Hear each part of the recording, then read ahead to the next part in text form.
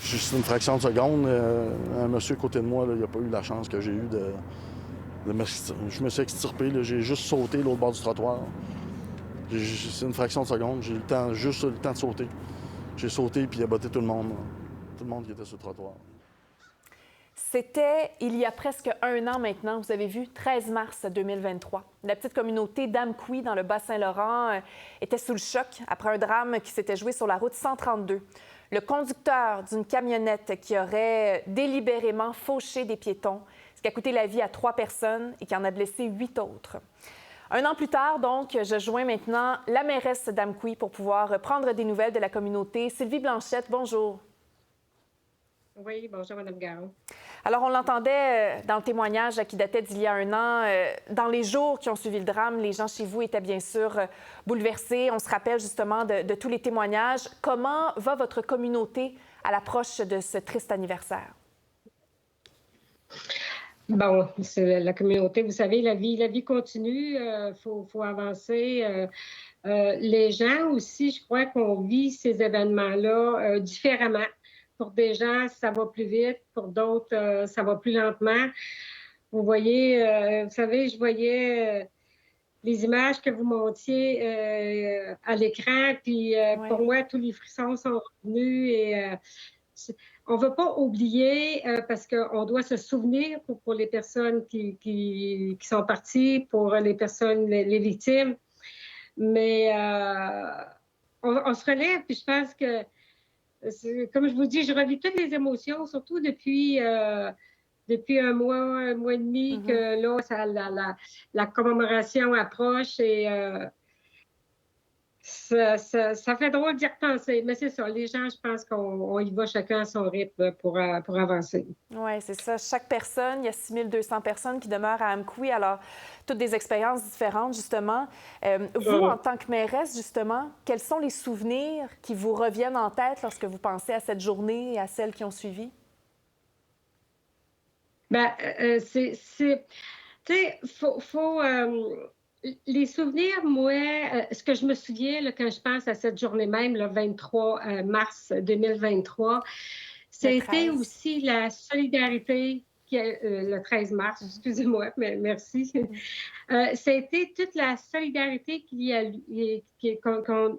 qu'on a eue, les gens qui étaient là, les paramédics, les policiers, les travailleurs sociaux, c'est tout le monde, chacun qui était là, chacun faisait son travail et c'était fait dans le respect. C'était fait aussi dans un certain calme, je dirais, mais après la semaine, parce que toute la semaine ensuite qui a suivi, bon, il y a eu beaucoup de gens, il y a eu dans le périmètre de sécurité qui a été quelques jours, mais les gens se soutenaient absolument.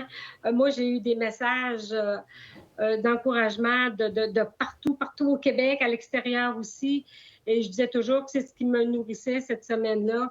Mais ça a été justement la solidarité qu'il y a eu à Amqui, la Matapédia, mais aussi dans tout le Québec au complet. Fait que c'est ça qui a fait du bien aussi. Fait que les gens, on est dans le drame, on est très solidaires. Et là, donc, on approche du 1 an depuis l'attaque. Qu'est-ce que vous prévoyez comme activité de commémoration cette semaine? Bon, tout d'abord, le drame s'est produit à 15h05 le 13 mars. Donc, cette journée-là, à compter de 7h05 le matin, à chaque 5 minutes de l'heure, les cloches de l'église vont sonner jusqu'à 17h05. Ensuite, à 15h05, on va faire juste...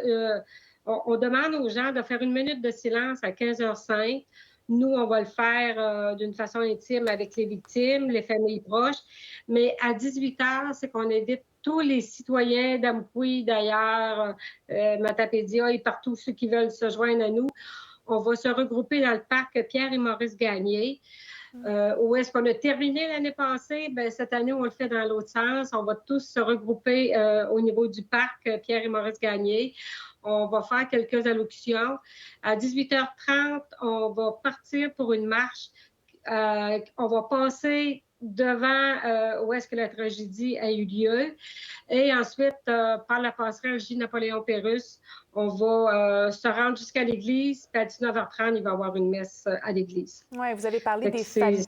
C'est ça, ça va être une grande journée pour que la communauté puisse se rassembler aussi avec les familles des victimes, parce que vous en avez parlé. 3 morts quand même dans ce drame-là, 8 blessés également. Est-ce que vous savez, parmi les blessés, il y en avait qui étaient gravement atteints. Est-ce que vous savez si c'est des gens qui ont conservé des séquelles de ce drame-là? Bien sûr, parce que j'ai parlé à tous ces gens-là, moi, les derniers mois. J'ai communiqué avec chaque personne parce qu'avant de prendre une décision finale, qu'est-ce qu'on allait faire, c'est que j'ai voulu communiquer avec chacune d'elles. Je les ai tous rencontrées ou appelées celles qui étaient plus loin. Puis, fait que j'ai pris des nouvelles, c'est sûr. Fait que oui, il y a des personnes qui, physiquement, c'est sûr qu'il y en a qui sont déplacés, qui sont encore en physio, qui font encore de la physio, de l'ergo. Donc, il y a des personnes qui sont encore en traitement à l'heure actuelle au moment où on se parle. Et il y a des personnes, parce que c'est drôle, parce qu'il y en a une parmi elles qui me dit même que ça va faire 1 an et cette personne-là n'était pas encore retournée marcher sur les lieux où est-ce que la tragédie s'est passée. Et elle va venir le 13, elle va venir avec nous, elle va être là.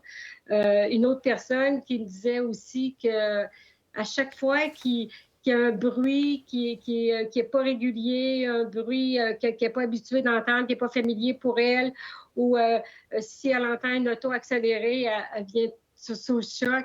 Fait que ça m'a permis de voir justement comment les gens étaient. Oui, c'est ça, les traces profondes. C'est toujours présent. Hein? Ah oui, oui. Quand, très profond, puis... Oui, dans les jours suivant le drame, François Legault s'était rendu chez vous. Hein. Il avait promis du soutien, justement, soutien psychologique notamment. Est-ce que vous êtes satisfaite du soutien que la communauté a pu recevoir? Est-ce que c'était suffisant en termes de services? Est-ce que beaucoup de gens s'en sont prévalus? Bien, beaucoup de gens s'en sont prévalus, effectivement. Puis, on a eu les services. Bon, je pense que ça ne change pas. Il y a toujours un manque de services. Il y avait un manque avant. Mais nous, comme service, moi, les gens, ils ont été contactés. On a des gens aussi qui ont fait des suivis après, téléphoniques ou autres. J'étais aussi au niveau des travailleurs sociaux. Ils étaient sur place, ils étaient là. Même les semaines qui ont suivi, les travailleurs sociaux étaient encore sur les lieux.